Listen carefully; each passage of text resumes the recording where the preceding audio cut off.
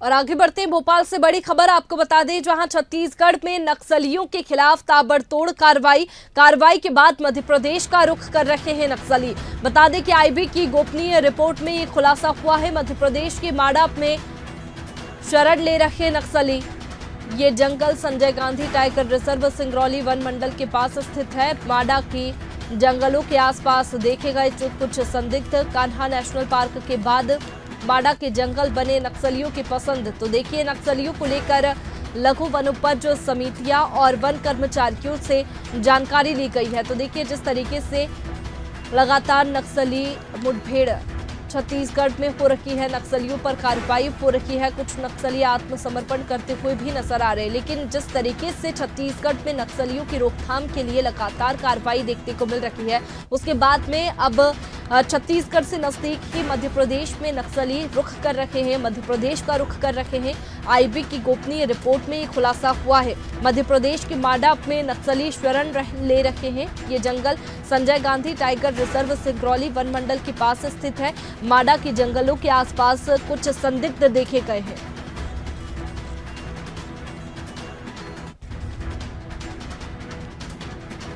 Kanha national park के बाद माडा के जंगल अब नक्सलियों की पसंद बने हैं। नक्सलियों को लेकर लघु वनोपज समितियां और वन कर्मचारियों से जानकारी ली गई है।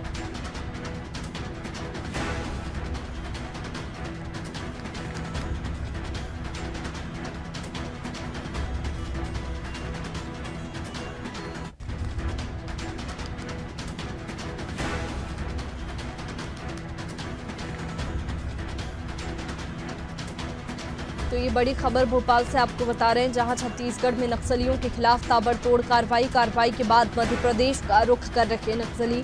आईबी की गोपनीय रिपोर्ट में ये खुलासा हुआ है। मध्य प्रदेश के माडा में नक्सली शरण ले रखे हैं और माडा के जंगलों के आसपास कुछ संदिग्ध देखे गए हैं। कान्हा नेशनल पार्क के बाद अब माडा के जंगल नक्सलियों की पसंद बन रहे हैं और यहां पर नक्सली लगातार छत्तीसगढ़ से मध्य प्रदेश का रुख कर रहे हैं। और इसी पर ज्यादा जानकारी के साथ प्रखर हमारे साथ में न्यूज रूम से लाइव जुड़ चुके हैं। प्रखर, जिस तरीके से छत्तीसगढ़ में नक्सलियों की रोकथाम के लिए लगातार अभियान चलाया जा रहा है, लगातार ताबड़तोड़ कार्रवाई छत्तीसगढ़ में नक्सलियों को रोकने के लिए की जा रही है, जिसकी वजह से अब नक्सली मध्य प्रदेश का रुख कर रहे हैं, तो मध्य प्रदेश में भी क्या छत्तीसगढ़ जैसी स्थिति हो सकती है? प्रदेश में भी जो है वो इन जो नक्सली हैं, इनका आतंक देखने को मिलता था। चंबल के बीहड़ इसीलिए कहीं ना कहीं बदनाम भी थे, लेकिन बीते सालों में मध्य प्रदेश से नक्सली गतिविधियां कहीं ना कहीं कम हुई और लगभग जीरो केसेस के जितने मामले जो है वो निकल कर सामने आए। लेकिन छत्तीसगढ़ में ये मामले लगातार बढ़ते रहे।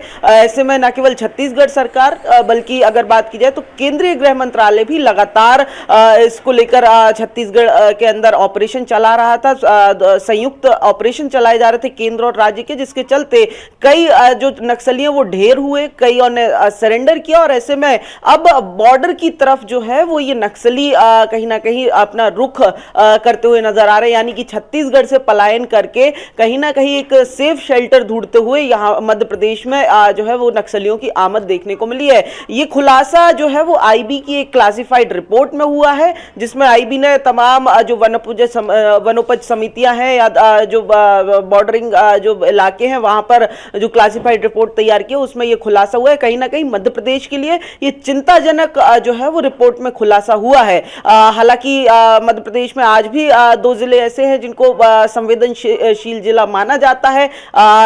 छुटपुट घटनाएं जो है वो कहीं ना कहीं देखने को मिलती हैं, लेकिन बड़ी घटनाएं लगभग जो है वो मध्य प्रदेश में देखने को नहीं ही मिलती हैं। लेकिन अब जिस तरीके की रिपोर्ट सामने आई है आईबी की, कहीं ना कहीं चिंता जो है वो अब मध्य प्रदेश की बढ़ती हुई दिखाई दे रही है इस रिपोर्ट के बाद। जी बिल्कुल, देखिए प्रखर, जिस तरीके से ताबड़तोड़ कार्रवाई छत्तीसगढ़ में हो रखी है, उसके बाद में नक्सली मध्य प्रदेश का रुख कर रहे हैं, लेकिन जिस तरीके से जिक्र आपने भी किया है कि पहले भी छत्तीसगढ़ की तरह ही मध्य प्रदेश में भी काफ़ी नक्सली होते थे, लेकिन अब जीरो नक्सली है और नक्सली गतिविधियां कम पाई जाती है मध्य प्रदेश में।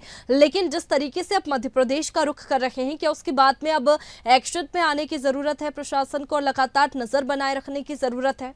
देखिए वैष्णवी, बिल्कुल ये आईबी की जो क्लासिफाइड रिपोर्ट तैयार हुई है, इसके बाद जरूर जो है वो कदम उठाए जाएंगे, क्योंकि जब ये रिपोर्ट तैयार हुई है तो जरूर इस रिपोर्ट को प्रदेश के गृह मंत्रालय के साथ जो है वो साझा किया जाएगा। हालांकि अगर बात की जाए तो जो मध्य क्षेत्रीय कमेटी है, जिसमें मध्य प्रदेश, छत्तीसगढ़ समेत मध्य क्षेत्र के कई और राज्य शामिल है, इनकी बैठकों में लगातार मध्य प्रदेश, छत्तीसगढ़ और महाराष्ट्र के बॉर्डरिंग स्टेट्स में जो है वो नक्सली गतिविधि होने की जो है वो लगातार रिपोर्ट्स सामने आई हैं। इस कमेटी में केंद्रीय गृह मंत्री अध्यक्ष होते हैं, जिसकी लगातार बैठकें होती है। तो कहीं ना कहीं जरूर जब छत्तीसगढ़ में ये ऑपरेशंस चल रहे थे तो अमित शाह ने जरूर इस बात से पहले ही सचेत तमाम प्रदेशों को किया था, चाहे वो फिर महाराष्ट्र के गढ़चिरौली की बात की जाए, जहां पर लगातार कहीं ना कहीं ये नक्सली एक्टिविटीज देखने को मिलती है, या फिर छत्तीसगढ़ में देखा जाए तो छत्तीसगढ़ में भी लगातार देखने को मिलती है। तो और मध्य प्रदेश के अंदर भी ऐसे संवेदनशील जिले हैं। कहीं ना कहीं एक अमला जो है वो मध्य प्रदेश में भी ऑलरेडी जो है वो डेजिग्नेटेड है, लेकिन अब ये माना जा रहा है कि गृह मंत्रालय, जो खुद मुख्यमंत्री डॉक्टर मोहन यादव के अंडर में है, कहीं ना कहीं अब गृह मंत्रालय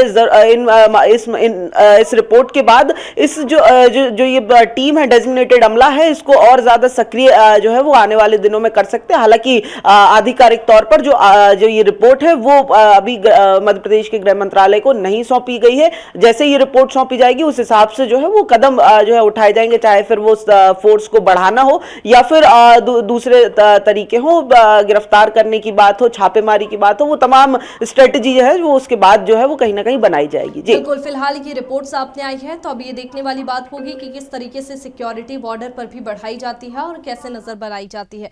बहुत शुक्रिया प्रखर आपका तमाम जानकारी के लिए। तो देखिए, छत्तीसगढ़ में नक्सलियों पर लगातार ताबड़तोड़ कार्रवाई देखने को मिल रही है। उसके बाद में नक्सली मध्य प्रदेश का रुख करते हुए नजर आ रहे हैं। तो जो रिपोर्ट सामने आई है उसमें यही खुलासा हुआ है। तो अब ये देखने वाली बात होगी कि क्या सख्त कदम उठाए जाते हैं नक्सलियों की रोकथाम के लिए।